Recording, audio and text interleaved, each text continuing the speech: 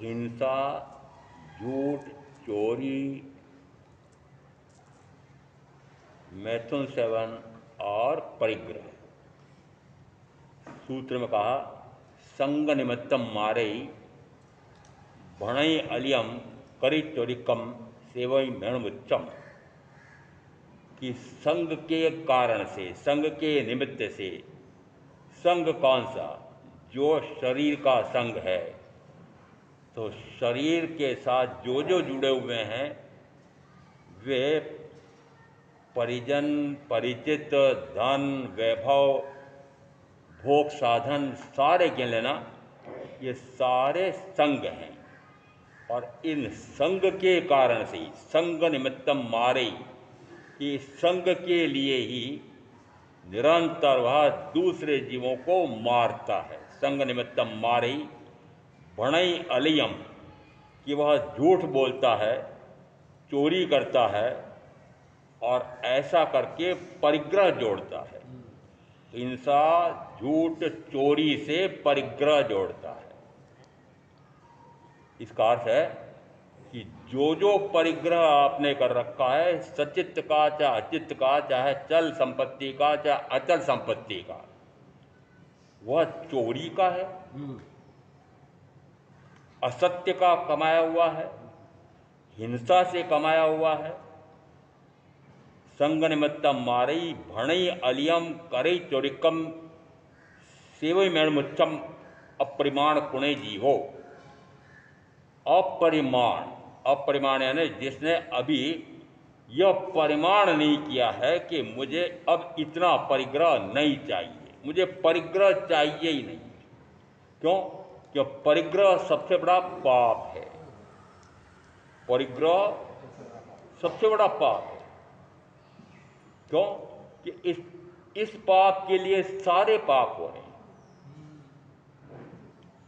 इसलिए परम आराध्य तीर्थंकर महावीर जिस समय मुनि अवस्था ग्रहण करते हैं, सारे संग को छोड़ते हैं। कौन कौन सा संग छोड़ा था? कि शरीर से जुड़े हुए सारे, अब सारे संग को जो छोड़ दिया तो फिर साथ में क्या था? कि तब भी शरीर का साथ तो था। किसका साथ था? शरीर का साथ था। तो शरीर का साथ भी छोड़ दिया।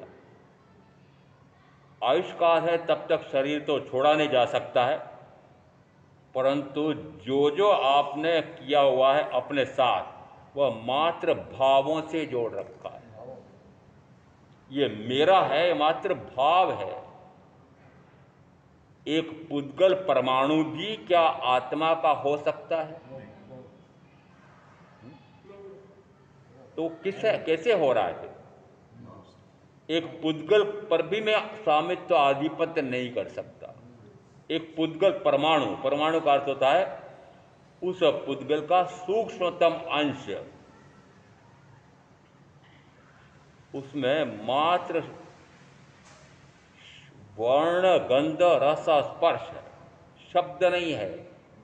इसका अर्थ है कि मात्र एक न्यून से न्यूनतम अंश है पुद्गल का, सबसे छोटा अंश है।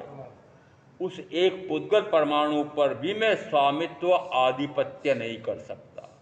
और अब उस तुलना में सोचो कि आप कोट्याधीशों ने कितने पर अपना अंगद जैसा पैर जमा रखा है, ये मेरा है, ये मेरा है, ये मेरा है, मेरा कोई भी नहीं। महावीर कहते हैं मैं मेरा, मेरे अतिरिक्त और कोई मेरा नहीं। मैं कौन? तो फिर ये मोह वाली समस्या और आ गई। मैं यानी सिद्ध समान शुद्ध चैतन्य स्वरूपी आत्मा। ऐसे इस आत्मा को छोड़ करके और कोई मेरा हो नहीं सकता, हुआ नहीं, होता नहीं, होगा नहीं। हिंसा तो प्रथमतः हिंसा के भी 3 प्रकार के रूप बताए हैं। दूसरे जीवों को दुखी करना, जिस समय अहिंसा की तीर्थंकर महावीर व्याख्या करते हैं, उस समय आचारांक सूत्र में आया कि जिसको तू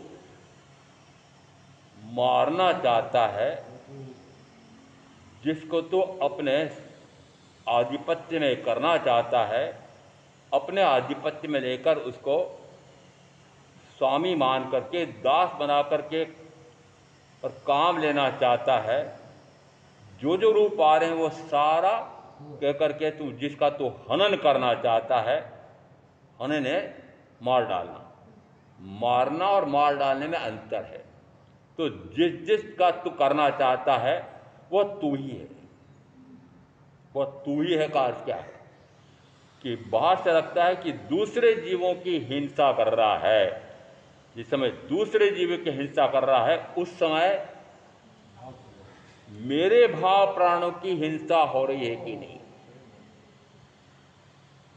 तो फिर भाव प्राण क्या हुआ? जिस समय मैं कोई भी विकार का भाव करता हूं, चाहे शुभ का भाव करता हूं, चाहे अशुभ का भाव करता हूं, उस समय मेरे ज्ञान दर्शन सुख वीर नाम के भाव प्राणों की हानि होती है। तो वास्तविक तो हिंसा कौन सी हुई? भाव प्राणों की हिंसा। तो फिर दूसरे जीवों के ध्रुव प्राणों की हिंसा पाप है। दूसरे जीवों के ध्रुव प्राणों की हिंसा न करना, उसको शरीर संबंधी इंद्रियों संबंधी सहायता पहुंचाना यह पुण्य है। तो फिर धर्म कौन सा हुआ? पुण्य यह भी गति में ले जा रहा है, पाप यह दुर्गति में ले जा रहा है, और मुझे गति में जाना नहीं है। तो फिर अब कौन सी अहिंसा होगी? वो अहिंसा परमो धर्म जो आप कहते हैं, वो कौन सा धर्म होगा? तो फिर एक सूत्र में आ रहा है वस्तु सहावो धम्मो। अब इसमें पहला भाग तो महत्वपूर्ण यही है कि प्रत्येक वस्तु का कोई स्वभाव है। तो प्रत्येक वस्तु में मैं भी आ जाता हूं। वस्तु है ना, वस्तु स्वभाव कि वस्तु का स्वभाव धर्म है। अग्नि का स्वभाव शीत उष्णता है, पानी का स्वभाव शीतलता है, नमक का स्वभाव खाराश है, मिर्ची का स्वभाव चरकास है। तो प्रत्येक द्रव्य का अपना अपना स्वभाव है। यदि द्रव्यों में तो अनंत हैं, उनमें से भी प्रत्येक का अपना अपना स्वभाव है, और कोई भी अपने स्वभाव को छोड़ता नहीं है। व्यापक अपेक्षा से कहो तो 5 द्रव्य हैं। काल को हम अभी मानते नहीं हैं कि काल द्रव्य है। तो 5 द्रव्य हैं। इन 5 द्रव्यों में धर्म द्रव्य, अधर्म द्रव्य, आकाश द्रव्य, पुद्गल द्रव्य, ये 4 अजीव द्रव्य हैं। ये चारों अजीव द्रव्य अनादि से वर्तमान में भी और अनंत काल तक अपने ही स्वभाव में रहे हैं और रहेंगे। इसका अर्थ है कि स्वभाव है तो वो स्वभाव तो सदा काल रहता है, वो विभाव में कभी जाता ही नहीं। तो 4 द्रव्य निरंतर अपने स्वभाव में रहते हैं। यदि 4 द्रव्य अपने स्वभाव में रहते हैं तो मैं 5वां जीव द्रव्य, तो मेरा भी तो कोई स्वभाव होगा, मेरा भी तो कोई स्वभाव होगा। तो मेरा स्वभाव कौन सा? कि ज्ञान गुण से अपने आप को, अपने आप का जानना, शरीर आदि को जानना नहीं। शरीर आदि जानने में आए तो पराया जानना। तो फिर अपने पराये का भेद आ गया। तो अपने पराये का भेद भी खत्म करना है। तो मुझे वो पराये का स्मरण ही क्यों करना जब वो पराया है? तो समझने के लिए फिर कहा जाता है कि पराया कौन सा और अपना कौन सा। तो आप पारिवारिक व्यवस्था में, सामाजिक व्यवस्था में, राजनीतिक व्यवस्था में, आर्थिक व्यवस्था में अपने पराये का बड़ा जबरदस्त भेद करते हैं। ये अपना है, ये पराया है। अपने आप के संदर्भ में कभी सोचा कि मेरा कौन और मैं कौन और मेरे से पराया कौन? कि मैं मात्र यदि बाहर से संबंध जोड़ूं तो मात्र इन पंच परमेश्वरी से समान हूं। तो मेरे सज्ञे तो संबंधी तो अब सज्ञे और संबंधी 2 से आप परिचित हैं। कल यहाँ कोई चौथा था, सारा हिसाब लगाते थे। जो भी मेरे पास आए, ये तो मेरा सग्गा है, ये मेरा संबंधी है, ये घनिष्ठ संबंधी है और ये दूर का है। तो आपके पारिवारिक व्यवस्था में, कौटुंबिक व्यवस्था में, सामाजिक व्यवस्था में अपना कौन पराया कौन, ये पक्का है। तो फिर अपने आप के बारे में सोचना कि अपना कौन पराया कौन, ये पक्का करना पड़ेगा। तो मैं अपना, मैं आत्मा, क्योंकि मैं आत्मा आत्मा का हूं और शेष सारे पराये हैं। तो आत्मा आत्मा का हो जाए तो फिर दूसरों का होगा क्या? यदि वो दूसरों का नहीं हुआ तो फल क्या आएगा?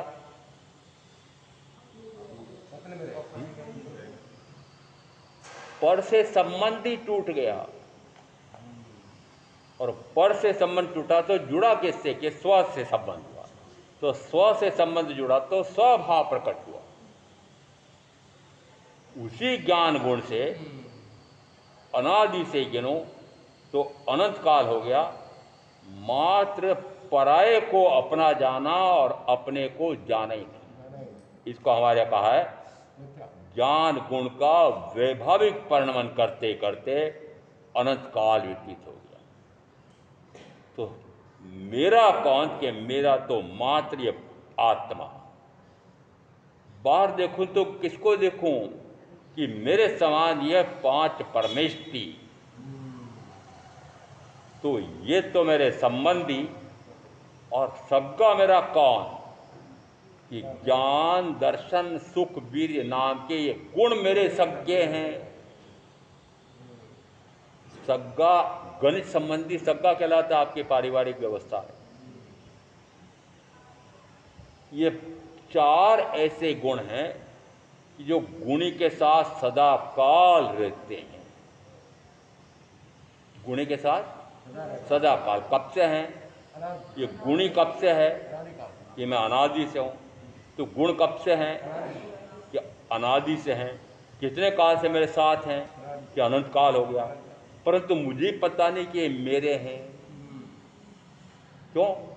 क्योंकि जब तक ये शरीर मेरा है तो शरीर से जुड़े हुए सारे मेरे हैं। माता पिता स्नुषा भाई पत्नी और पुत्र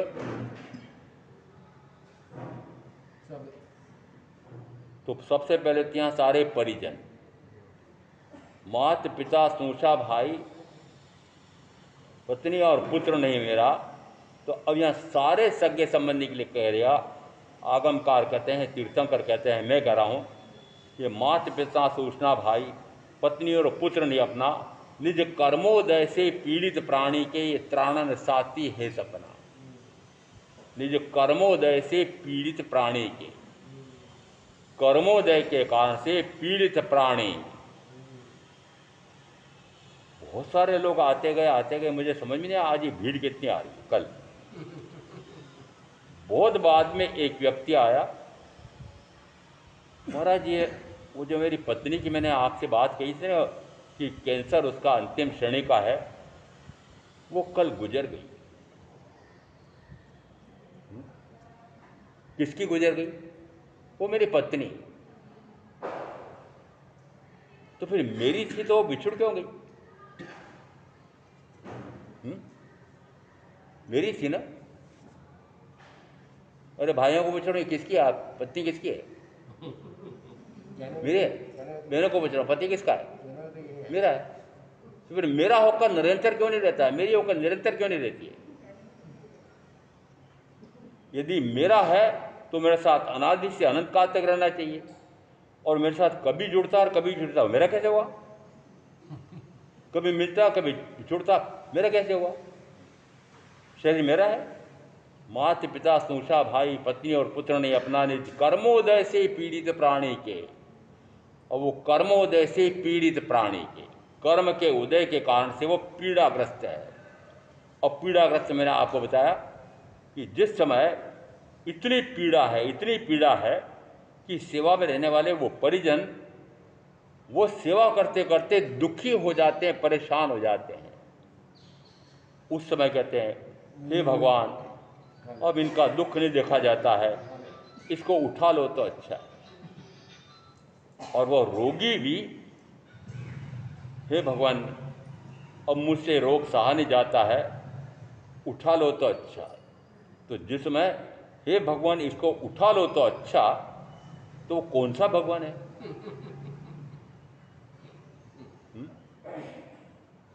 अरे आपकी परीक्षा ले रहा हूं, कौन सा भगवान है? और आपको जब भी कभी कोई कष्ट आता है, जब भी कोई कष्ट का हल निकलता है, तो कष्ट आता है ऊपर वाले की जैसी मर्जी। हल निकल गया, ऊपर वाले की मेहरबानी। ये कौन बोल रहा है? ये भाव किसके हैं? वो जैन है, महावीर का अनुयायी है। और ये सारे शब्द आपके निकलते हैं, मुझे पता है। कौन मेरा और कौन पराया समझा ही नहीं, समझा ही नहीं। अभी इनमें बहुत सारा है। माता पिता स्नुषा भाई पत्नी और पुत्र नहीं अपना दीजिए कर्मोदय से पीड़ित प्राणी के, ये त्राणन साथी है सपना, ये त्राणन साथी है सपना। क्या त्राण दे सकते? उदाहरण दिया मुझे बार बार कहा महाराज इसको मंगल पाठ तो दे दो। मैंने कहा ये कैंसर पीड़ित है, मैं क्यों करके आऊँ वहाँ? और फिर तुम स्वयं कह रहे हो कि डॉक्टर ने कह दिया है कि अंतिम श्रेणी का है और अब इसको घर ले जाओ, हम इसका उपचार नहीं कर सकते, सारे उपचार हमने कर लिए। तो मैंने कहा उस मंगल पाठ में ऐसा कौन सा होगा कि वो मंगल पाठ उसको बचा देगा? महाराज मंगल पाठ से तो सारा काम हो जाता है, जो जो चाहो सारा मंगल होता है। आपके महात्म्य में क्या आया है?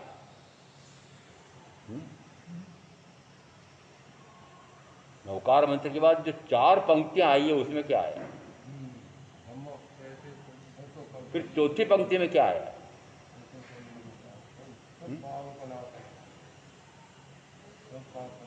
सबका मंगल करने वाला है। कौन करने वाला है?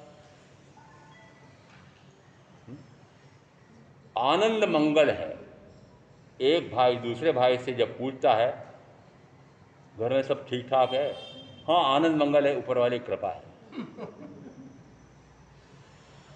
ये सारी पोले आपकी जानता हूं। ऊपर वाले कहने, मैंने कहा ऊपर वाला कौन है? ये कोई तो होगा, कोई तो होगा। विश्वास नहीं आता है यदि मैं कहूं, महावीर कहें कि ऊपर वाला ऐसा कोई नहीं जो आपको सुख दुख देता है। ऊपर वाला कोई ऐसा नहीं कि जो आपको सुख दे या दुख दे। और यदि इस प्रकार का प्रसन्न होकर के कोई आपको सुख दे और अप्रसन्न हो, रुष्ट होकर के दुख दे, तो परमात्मा नहीं हो सकता, वो तो सामान्य मनुष्य है। और सामान्य मनुष्य भी बहुत स्वार्थी है, बहुत स्वार्थी है कि कोई उसको प्रसन्न करे तो वो उसको प्रसन्न होकर के सुख देता है, कोई उसको अप्रसन्न कर दे, गालियां दे तो गालियां दे। तो जिस समय भक्तामृत का पाठ करो, ओहो कितने लोग मुझे ऐसे मिलते हैं। महाराज प्रातः काल मैंने तो स्थानकों में भी देखा है, आपके इधर नहीं देखा है पर देखा है मैंने, 5, 7, 8, 10, 15, 25, 50 प्रातः काल आकर के और सामयिक करके जो स्तवन कहते हैं, स्तवन गाते हैं, उसमें भक्तामृत का वो पूरा पाठ संस्कृत में है। भक्तामृत के सारे श्लोक और इतने राग से बोलते हैं, सबने कंठस्थ कर रखा है। और उस भक्तामृत के छोटी से छोटी पुस्तक या बड़ी से बड़ी पुस्तक के ऊपर और नीचे क्या लिखा हुआ है? क्या लिखा हुआ है? प्रत्येक श्लोक के नीचे लिखा हुआ है इससे, इसके जपने से यह लाभ होता है, इसके जपने से हानि टल जाती है। तो मैंने कहा फिर ये ऐसा लाभ हानि देने वाला कौन है? वो ऋषभदेव तीर्थंकर परमात्मा। क्योंकि स्तुति किसकी है? उन्हीं के है ना। से यदि उनकी स्तुति करूं तो वो प्रसन्न होकर के मुझे यह सुख देते हैं, दुख मेरा टाल देते हैं। यदि उसके स्थान पर मुझे ऐसा आता है कि मेरा तो इसने कभी भला किया नहीं, मेरे तो दुखी दुख रहा, मैं भी तुम्हारे स्मरण तो करता रहा रे, तो मेरे को ऐसे कैसे दुख आया? तो मैंने उसको सोचा कि सैकड़ों लाखों गालियां क्यों नहीं देते? किसको किसको?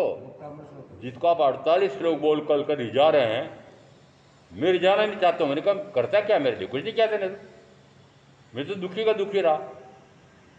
तो यदि मैं 1000 लाख लाखों गालियां उसको दूं तो अपने भाव को कुछ प्रभावित होगा। और लाखों प्रशंसा में गीत गाऊं तो गालियां दूं तो अप्रसन्न होगा, और गीत गाऊं उसके तो प्रसन्न होगा। यदि ऐसा होता हो तो मेरे से भी गया गुजरा है। आपने कैसे मान लिया कि इस प्रकार से 48 श्लोक बोल करके उनकी प्रशंसा करता हूं मेरे भाव से तो मुझे इस प्रकार के लाभ देता है? मैं संकट में तो याद करता हूं रे तेरे को, मेरे भाव प्राणों रे तेरे को संकट में तो याद करता हूं। तो सुख देता है क्या? अपने भाव प्राणों में दुख मिटाता है क्या? प्रत्येक श्लोक के नीचे लिखा हुआ है, प्रत्येक श्लोक के नीचे। एक श्लोक में ऐसा आता है कि हे ऋषभदेव तीर्थंकर परमात्मा, आपकी कोई स्तुति करे, और स्तुति करने वाला कौन है? कि जो कारागृह में कैद है, कारागृह में कारावासित किया हुआ है, राज्य सरकार के अपराध का भी वह अपराधी है, तो उसको राज्य के कारावास में बंद कर रखा है, हथकड़ियाँ बेड़ियाँ लगा रखी है। केंद्रीय सरकार का भी कोई अपराध किया है तो वह भी कारागृह में बंद है। और हे ऋषभदेव तीर्थंकर परमात्मा, यदि ऐसा कारागृह में कैदी व्यक्ति आपके अमुक श्लोक का, पूरी भक्तामर का नहीं, अमुक श्लोक का जाप करे तो वह कारागृह से मुक्त हो जाता है। तो मैंने सोचा ये कैदी क्या होते हैं?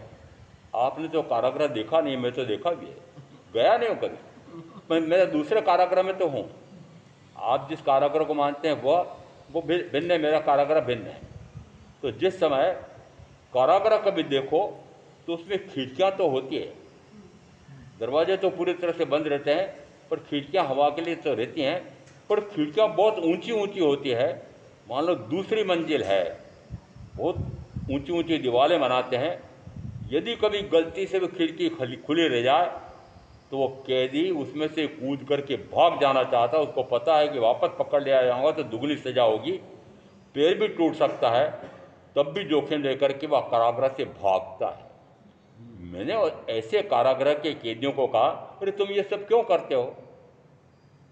ये भक्तामर के अमुक प्रकार के श्लोक को रट लो, घोट लो, और उस समय ये तीर्थंकर ऋषभदेव तुम्हारे को सारे कारागृह कैदियों मुक्त करने के लिए दौड़ा दौड़ा आएगा। आएगा? बताओ फिर भक्तामर क्यों पढ़ते हो? भाव धर्म ठीक हो। और फिर भक्तामर के जितनी पुस्तकें आप देखोगे, छोटी देखो चाहे बड़ी देखो, प्रत्येक के नीचे ये लिखा है कि इस श्लोक का जाप करने से यह लाभ होता है, यह हानि चलती है, इसलिए जाप करते हो।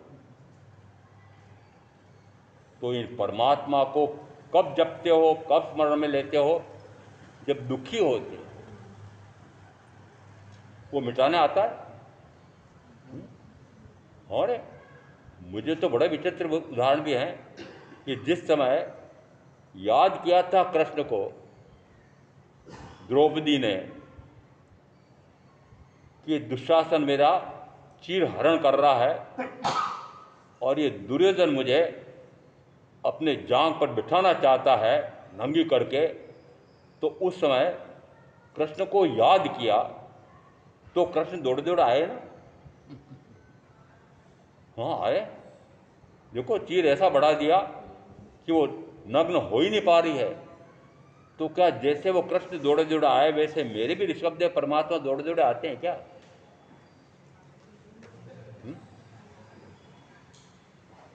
आते हैं क्या? तो फिर ये भगवान किस काम का? फिर मैं इसको क्यों जपूं? बताओ। ये पूछ रहे हैं मुझे। महाराज फिर मैं माला गिन रहा हूं रोज, तो फिर इसका कोई लाभ नहीं है क्या? मतलब माला गिनूं कि नहीं गिनूं, माला फेरूं कि नहीं फेरूं? सीधा पूछते हैं मुझे। अब बताओ क्या कहूं? माला फेरना बड़ा आसान है, बड़ा आसान है। 5 पद हैं, छोटे बच्चों को रटा दो, बोलता जाएगा बोलता जाएगा। अब वो 5 पद लगातार बोलता जाएगा तो पांचों प्रसन्न होकर के उसके सारे दुख मिटा देंगे, सारे सुख दे देंगे। आ रहा है? अब मंगल करने वाले हैं। आया?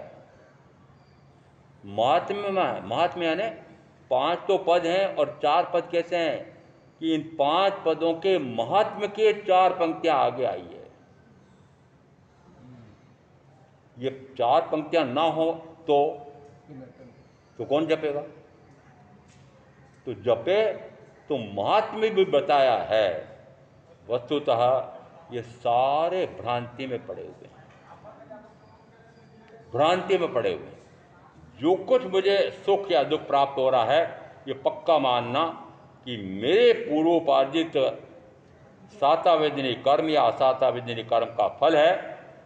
और यदि मैंने अज्ञानता में, अबोधता में इस प्रकार के कर्म का उपार्जन कर लिया और अब जिस समय वो उदय में आते हैं उस समय मैं मनुष्य भाव में हूँ, उस समय मेरे पास केवल प्रज्ञप्त वाणी का बल है, सदगुरु के वचन का बल है, और उस समय मैं चाहूँ तो उन कर्मों को भस्मीभूत कर सकता हूँ। कैसे करूँगा कि कर्म का उदय जब आएगा, उस कर्म के उदय में आने वाले निमित्त के अनुसार न राग करूँ, न द्वेष करूँ, न शुभ में जाऊँ या अशुभ में जाऊँ, उस समय वह कर्म और कर्म के निमित्त में आने वाला व्यक्ति वह हार जाता है, वह कर्म क्षीण हो जाता है। उसने जो देना था सुख या दुख वो तो दिया, पर मैंने अपने आनंद में मग्न रहा, न तो सुखानुभूति में गया न दुखानुभूति में गया, तो वह कर्म निर्जरित हो गया। कारागृह से मुक्ति कैसे? कारागृह कौन सा? मूल बात तो वह थी। कारागृह कौन सा? ये हथकड़ियां बेड़ी कौन सी? ये चतुर्गत रूप कारागृह। कारागृह कौन सा है? वो कारागृह नहीं जो राज्य सरकारों का, केंद्रीय सरकार का कारागृह। कारागृह में निरंतर, कारा यानी काला, ग्रह यानी ग्रह, काला, काला ग्रह। तो कारागृह है क्या? कि निरंतर में 4 गतियों में 84 लाख जीव योनियों में निरंतर भटक रहा हूं और कर्म की हथकड़ियों बेड़ियों के कारण से भटक रहा हूं। और जिस समय मैं इन निःशब्द तीर्थंकर परमात्मा का स्मरण करता हूं, तो वे कहते हैं कि ये चतुर्गुण संसार की हथकड़ियां बेड़ियां तुम्हारे किए हुए पाप कर्म का फल है, और तुम उस पाप कर्म के अपस उदय में आने के कारण से उसके अनुसार कार्य क्रिया प्रवृत्ति न करो तो वह कर्म निर्जरित हो जाता है। तो कारागृह से मुक्ति, ये जन्म मरण के कारागृह से मुक्ति, ये हथकड़ियाँ बेड़ियाँ, कौन सी हथकड़ियाँ कौन सी बेड़ियाँ, कि निरंतर एक भाव से दूसरे भाव में जब जा रहे हैं तो आपको तो वो हथकड़ियाँ बेड़ियाँ दिखती नहीं हैं, परंतु मुझे सारों का दिखता है कि सारे भाई बहन हथकड़ियों बेड़ियों में जकड़े हुए हैं।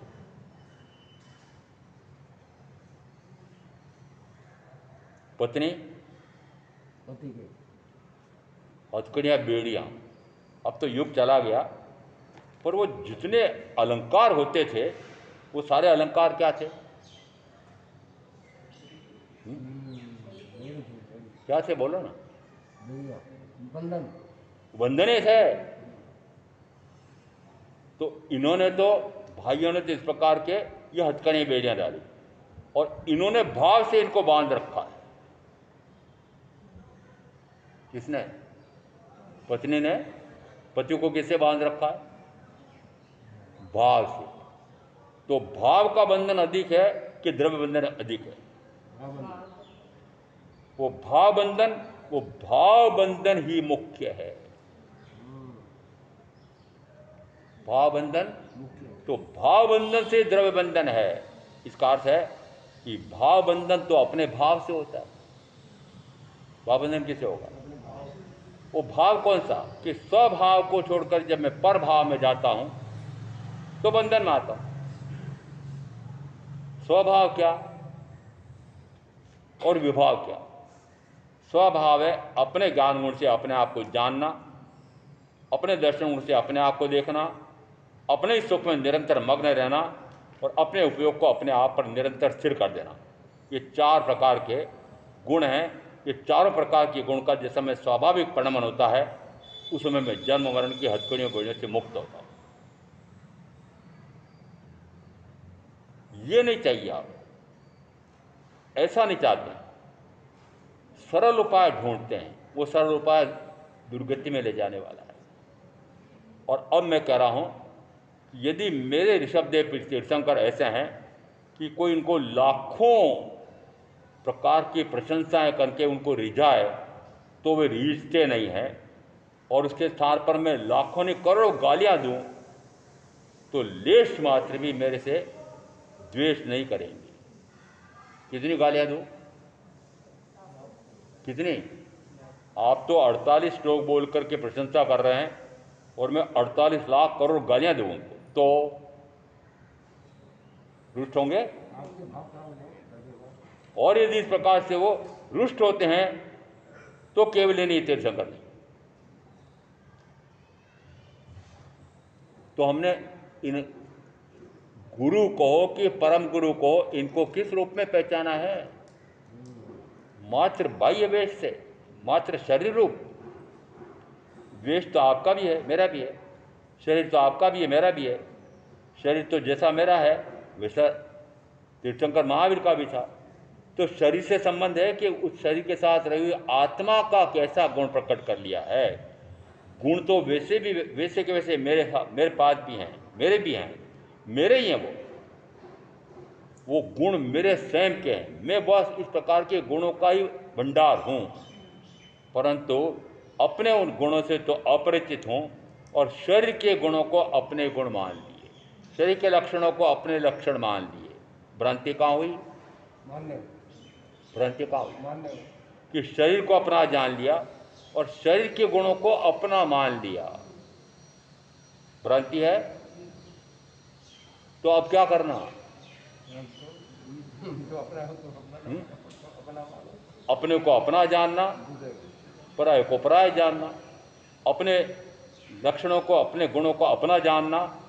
इस पुद्गल शरीर के लक्षणों और गुणों को इनका जानना और अपने को अपना जान करके पराये को पराया जान करके परे हट जाना।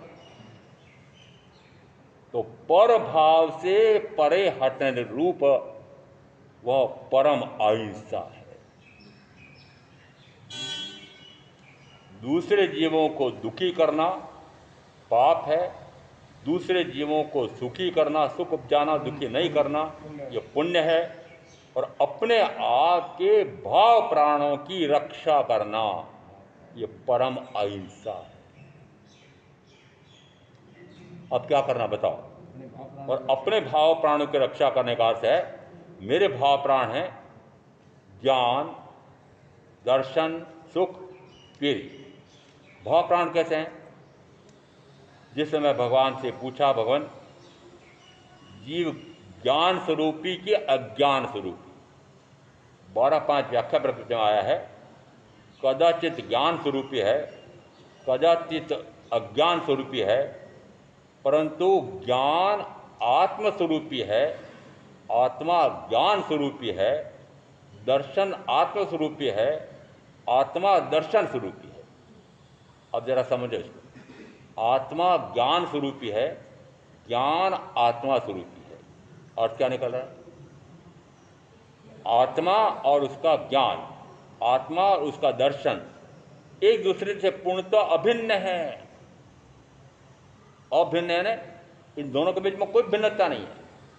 भिन्नता है ही नहीं। भिन्नता तो किससे करनी कि शरीर के गुणों से मैं पूर्णता भिन्न हूँ, शरीर से मैं पूर्णता भिन्न हूँ। पर अपने गुणों से, कि अपने गुण जो गुण और गुणी अभिन्न होते हैं, सदा काल गुण और गुणी अभिन्न होते हैं। और 4 द्रव्यों में जब पक्का हो रहा है कि कभी भी वे गुणी गुणों से पृथक होते ही नहीं, एक समय भी उनका गुण विपरीत परिणमन करता नहीं। चार कौन से? जिनको हम अजीव कहते हैं, धर्म द्रव्य, अधर्म द्रव्य, आकाश द्रव्य और पुद्गल द्रव्य, चारों अजीव हैं। ये चारों अजीव होते हुए भी और कभी भी अपने गुण से विपरीत परिणमन करते ही नहीं है, निरंतर स्वभाव में रहते हैं। तो फिर विभाव में कौन जा रहा है?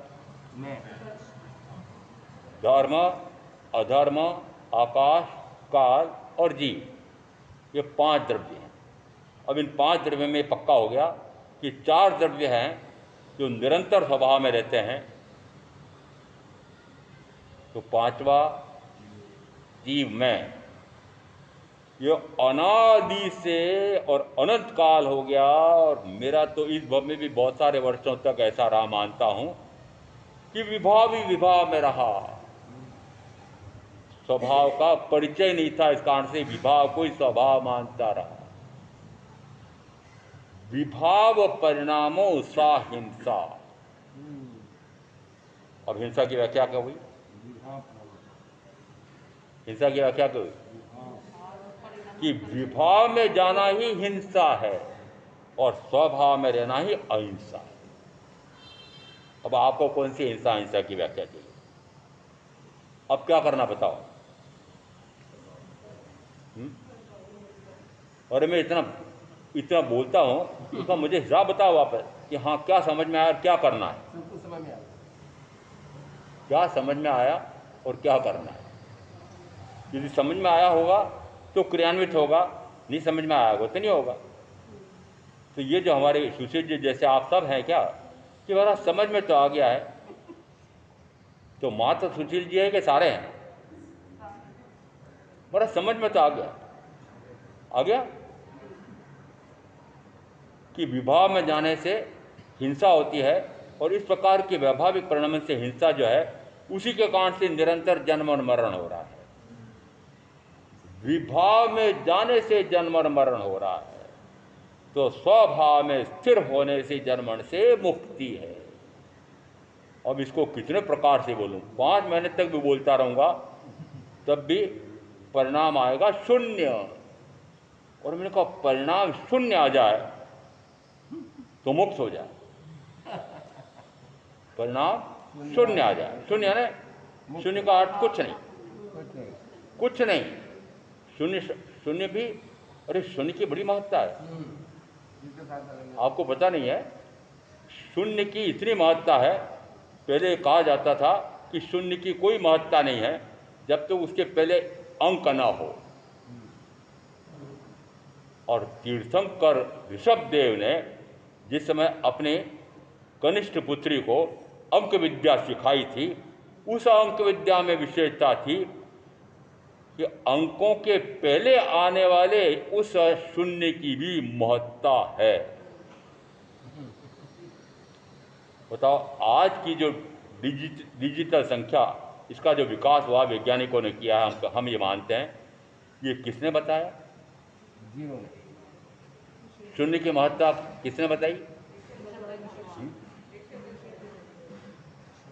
तीर्थंकर ऋषभदेव ने। और शून्य, वो जो शून्य लिखा जा रहा है, शून्य वो नहीं, शून्य हो जाऊं, कुछ नहीं, कुछ करना ही नहीं। करना और न करना, उन दोनों से पूर्णतः मुक्त शून्य। तो शून्य हो गया इसका अर्थ है कि विलीन हो गया क्या, नष्ट हो गया क्या? नहीं, शून्य की महत्ता है, शून्य की महत्ता है। तो शून्य हो जाना चाहते हैं क्या? शून्य तो हो रहे हैं, कोई भी दुख आता है सन्न हो जाते हैं, दुखी हो जाते हैं, शून्य तो हो रहे हैं, पर शून्य होना चाहते हैं क्या?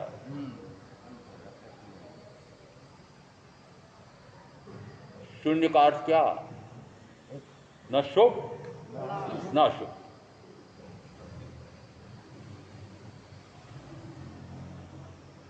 ये हमारी संख्या कितनी विचित्र है। यदि अनंत जीव अनादि से हैं और अनंत में से अनंत सिद्ध हो गए हैं, तो बचेगा क्या? शून्य। है? अनंत में अनंत में से अनंत चला गया, जीरो तो शून्य अनंत के स्थान पर एक अंक ले लो, फिर अनंत के स्थान से दूसरा अंक ले लो, तो उस अनंत में से अनंत निकालो तो शून्य। शून्य अनंत में से अनंत निकालो तो भी अनंत, अनंत का गुणा करो अनंत से तो भी अनंत, अनंत का अनंत में भाग दो तो भी अनंत। तो अनंत की व्याख्या कितनी गजब हो गई, शून्य की व्याख्या कितनी महत्वपूर्ण हो गई। शून्य तो यहाँ पर इनकी व्याख्या ऐसी महत्वपूर्ण हो गई, और यहां तक हो गया कि यदि शून्य हो जाऊं, शून्य हो जाना चाहते हैं, हिंसा पाप, अहिंसा पुण्य, और परम अहिंसा यह धर्म है। झूठ बोलना पाप है, झूठ ना बोलना, सत्य बोलना पुण्य है। तो फिर धर्म क्या है?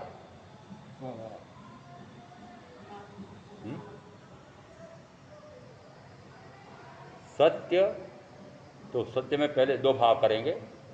असत्य भाषण किया पाप हो गया, सत्य भाषण किया पुण्य हो गया। फिर धर्म क्या है?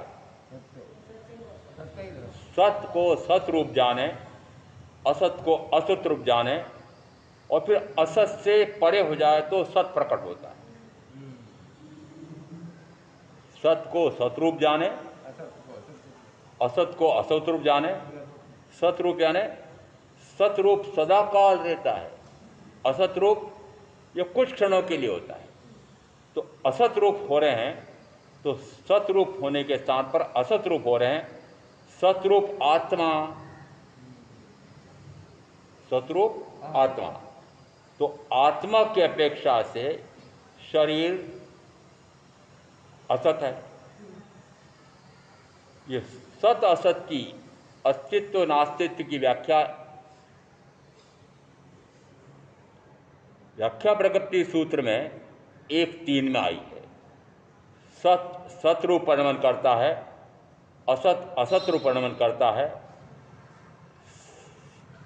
अस्तित्व अस्तित्व रूप परिणमन करता है, नास्तित्व नास्तित्व रूप परिणमन करता है। अस्तित्व में नास्तित्व आ गया है, नास्तित्व में अस्तित्व आ जाता है। जब नास्तित्व है तो अस्तित्व भी है, और अस्तित्व है तो नास्तित्व भी है। ये तो बड़ा विचित्र हो गया कि नास्तित्व कैसे हो सकता है, न अस्ति, दोनों एक साथ कैसे रह सकते हैं? दोनों अस्तित्व और नास्तित्व दोनों एक साथ कैसे रह सकते हैं? 1:3 में बड़ा विचित्र आया, दृष्टांत दिया। दृष्टांत से समझ में आया, इसलिए सूत्रकारों ने तो दृष्टांत दिए। घट घट रूप परिणमन करता है, पट पट रूप परिणमन करता है। घट में पट की नास्ति है, पट में घट की नास्ति है। घट यानी एक कुंभकार द्वारा बनाया हुआ वो मिट्टी का घट, एक जुराय द्वारा बनाया हुआ वो वस्त्र का पट, दो एक साथ हैं। अब दोनों के लिए दृष्टांत देकर क्या कहा?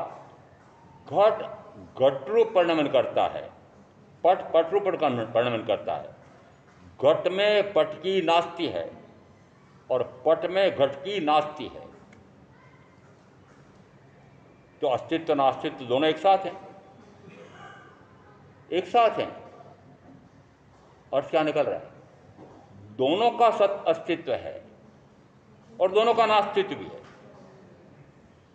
दोनों का अस्तित्व भी है, दोनों का नास्तित्व भी, ऐसा कैसे हुआ? ऐसे कैसे? उसका दोनों का अस्तित्व भी है और दोनों का नास्तित्व भी है।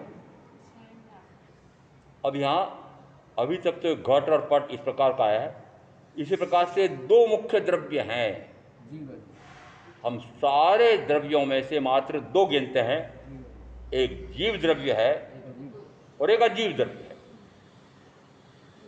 जीव द्रव्य तो जीव की जीव द्रव्य का जीव में अस्तित्व है, अजीव द्रव्य का अजीव द्रव्य में अस्तित्व है। जीव की अपेक्षा से अजीव की नास्ति है अजीव की अपेक्षा से जीव के नास्ती है, जीव की अपेक्षा से अजीव के नास्ती है, अजीव की अपेक्षा से जीव के नास्ती है, शरीर की अपेक्षा से आत्मा की नास्ती है और आत्मा की अपेक्षा से शरीर की नास्ती है। तो दोनों नास्ती रूप भी हुए, दोनों अस्थि रूप भी हुए। तो फिर अर्थ ये निकला कि जीव अपने स्वतंत्र अस्तित्व में है, पुद्गल अपने स्वतंत्र पृथक अस्तित्व में है। दोनों एक साथ हैं, दोनों एक साथ होते हुए भी दोनों एक हैं नहीं। दोनों एक साथ हैं परंतु दोनों कभी भी एक मेक हुए नहीं, होते नहीं, होंगे। तो सत्य क्या हुआ? परम सत्य क्या हुआ? परम सत्य ये हुआ कि दोनों एक साथ होते हुए भी ये दोनों एक दूसरे से पूर्णतः भिन्न पृथक स्वतंत्र अस्तित्व वाले हैं। अब दो के स्थान पर मैं वापस 5 गिनूँ तो 6 गिन लेना। कोई 5 गिनते हैं, कोई 6 गिनते हैं। तो 5 द्रव्य हैं, ये 5 द्रव्य एक साथ हैं। अभी 2 का तो मुझे भान होता है कि मैं इस शरीर से पूर्णतः भिन्न हूँ, शरीर मुझसे पूर्णतः भिन्न है, परंतु 4 या 3 और भी हैं, ये भी मेरे साथ हैं। जिस समय मैं हाथ ऊपर करता हूँ तो मेरे साथ धर्म द्रव्य है, ऐसा पक्का हो रहा है। जिस समय हाथ को मैं स्थिर करता हूँ उस समय अधर्म द्रव्य मेरे साथ है। जिस समय मैं और शरीर दोनों एक साथ हैं, ये दोनों एक साथ आकाश में अवगाहना कर रहे हैं, इसका अर्थ है कि आकाश द्रव्य भी है। और पुद्गल द्रव्य, ये शरीर निश्चित रूप से पुद्गल है। इसके गुण, ये वर्ण है, गंध है, रस है, स्पर्श है। तो पुद्गल परमाणु की अपेक्षा से गिनते हैं वर्ण, गंध, रस, स्पर्श, और पुद्गल द्रव्य की अपेक्षा से कहेंगे शब्द है, वर्ण है, गंध है, रस है, स्पर्श है। तो अब मेरे स्वयं के गुण कौन से हैं कि अपने आप को जानने रूप ज्ञान, अपने आप को देखने रूप दर्शन, अपने आप के स्वयं के ही सुख में मग्न रहने वाला वह सुख, परम सुख, और अपने आप का उपयोग अपने आप में स्थिर करना, इस प्रकार के ये 4 मेरे स्वयं के भी गुण हैं। ये ऐसे स्वगुण, ऐसे स्वगुणों का धारक मैं, और शेष में मेरे साथ 4 गिनों के 3 गिनों और भी हैं।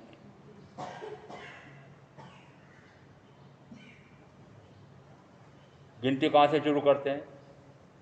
गिनती में पहले हमारे यहाँ ये पौद्गलिक पहले आ गए, अजीव पहले आ गए, धर्म, अधर्म, आकाश, काल, पुद्गल और जीव। तो जहाँ द्रव्य 6 कहे जाते हैं वहाँ पर काल भी गिना जाता है, और काल को द्रव्य माना भी है, नहीं भी माना है। क्यों? क्योंकि काल स्वयं कुछ करता नहीं है। उत्तराधन सूत्र के 28वें अध्याय में कहा काल अनादि से प्रभावमान है, अनंत काल तक प्रभावमान रहेगा। करता कुछ नहीं, करता कुछ नहीं है। मात्र इतना सा माना जा सकता है कि इस काल द्रव्य की विद्यमानता में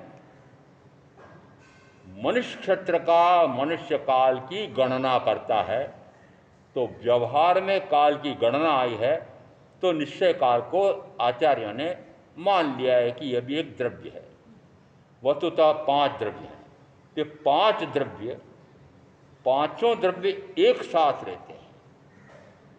पांचों द्रव्य एक साथ रहते हैं। सत्य का सत्य, सत्य है, और सत्य भी है। असत्य कैसे है? अपने अपने एक साथ रहते हैं परंतु एक दूसरे से पूर्णतः पृथक स्वतंत्र अस्तित्व वाला है, यह परम सत्य। तो सत्य यह बोला जाता है और परम सत्य अनुभव करते हैं। जो बोला जाता है उसको हम सत्य कहेंगे या असत्य कहेंगे। जो बोला नहीं जा सकता है, व्यक्त नहीं हो सकता शब्दों में, तो व्यक्त क्या नहीं हो सकता है? इस आत्मा को व्यक्त किया जा सकता है कि अभिव्यक्ति इसकी हो सकती है क्या? अनुभव गम्य है, और वो अनुभव गम्य मात्र मैं इसका अनुभव कर सकता हूं। तो मैं मेरा अनुभव कर सकता हूं, मैं हूं ऐसा अनुभव कोई दूसरा कर सकता है क्या? नहीं। तो प्रमाण कौन सा हुआ? मैं। कि मैं ही मेरा प्रमाण हूं, और प्रमाण ढूंढने की आवश्यकता नहीं है। मैं ही मुझ में परिणमन कर रहा हूं। परिणमन यानी निरंतर परिवर्तन पर्याय में हो रहा है, वो परिणमन कहलाता है। परिणमन से रमण होता है। रमण यानी अपने आप के उन गुणों में निरंतर रमण, उसी को कहा परिणमन। कोई भी द्रव्य ऐसा नहीं है कि जो कूटस्थ ही रहता है। कूटस्थ भी निश्चित मानना कि द्रव्य है तो द्रव्य की ध्रुवता भी है, और द्रव्य की ध्रुवता के साथ उसके गुणों में निरंतर परिवर्तन पर्यायांतर भी होता है, परंतु वो परिवर्तन पर्यायांतर उस द्रव्य के गुणों के अनुसार ही होगा, और गुण भी उस द्रव्य के अनुसार ही होंगे। क्यों? क्योंकि द्रव्य और गुण ये एकाकार हैं, एक साथ ही। तो पर्याय भी उसी की है। पर्याय किसकी है? कि पर्याय गुण की है, और गुण किसके साथ है? द्रव्य के साथ है। तो जिस समय जीव द्रव्य अपने गुण ज्ञान दर्शन सुख वीर्य अपने गुण में निरंतर स्थिर रहता है, तो ज्ञान गुण का परिणमन स्वभाव रूप हुआ, विभाव से हट गया। तो जिस समय विभाव से हटा स्वभाव में आया, तो निश्चित मानना एक ज्ञान गुण यदि विभाव से हट करके स्वभाव में आता है, तो निश्चित है कि दर्शन गुण भी स्वभाव से विभाव से हट करके स्वभाव में आएगा। तो सुख गुण भी विभाव से हट करके स्वभाव में आएगा। वो सुख गुण कौन सा है? जो अभी आप सुख का अनुभव कर रहे हैं वो पराश्रित सुख है। स्वाश्रित, तो स्वाश्रित सुख में हम दो उदाहरण लेते हैं पंचपरमेष्टि में से, कि अर्हंत परमात्मा स्वशरीरी हैं, मन है, वचन है, काया है, इंद्रियां हैं, परंतु मनातीत, वचनातीत, कायातीत, इंद्रियातीत आत्मा का अनुभव करते हैं। एक उदाहरण इस प्रकार का दिया। दूसरा का शरीर ही नहीं है और फिर भी सुख है। कितना सुख है? अनंत सुख है। ये भी कहा अव्ययवाद है। इसका अर्थ है कि सुख नाम का गुण या आत्मा का है।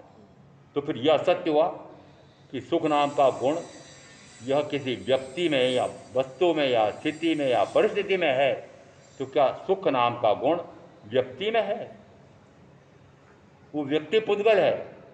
ये जो पति पत्नी के संबंध हैं, ये आत्मा के हैं कि शरीर के हैं? शरीर के हैं। तो आपने मात्र पति पत्नी के संबंध भाव से पति पत्नी माना है, तो भाव से माना है, भाव से हट जाओ। वो गलत मान लिया आपने, मिथ्या मान लिया। और वो मिथ्या मान्यता है, मानना गलत हुआ है, मानना गलत हुआ है। वो असत्य, उसको आपने सत्य मान लिया। ये दोनों एक है ही नहीं, ये दोनों एक है ही नहीं। ये शरीर और आत्मा चाहे अनादि से अनंत काल हो गया मेरे साथ है, तब भी मेरा कभी हुआ नहीं, होता नहीं, होगा नहीं। तो क्यों नहीं मानते हो कि मैं तो मात्र शुद्ध चेतन स्वरूप आत्मा, और मेरे साथ ये शरीर जुड़ा हुआ है, शरीर के साथ सारे जुड़े हुए हैं, यह असत रूप हैं। तो सत्य का बोलना यह धर्म, सत्य का बोलना ये पुण्य है, असत्य का बोलना ये पाप है। और सतरूप आत्मा और असतरूप शरीर आदि, इन दोनों को एक दूसरे से पूर्णतः पृथक मान करके और सत्स्वरूप आत्मा का प्रकट हो जाना यह परम धर्म है। ऐसा तत्व का स्वरूप समझ कर में आप जो साधना करेंगे उनका अवश्य कल्याण होगा। ओम शांति।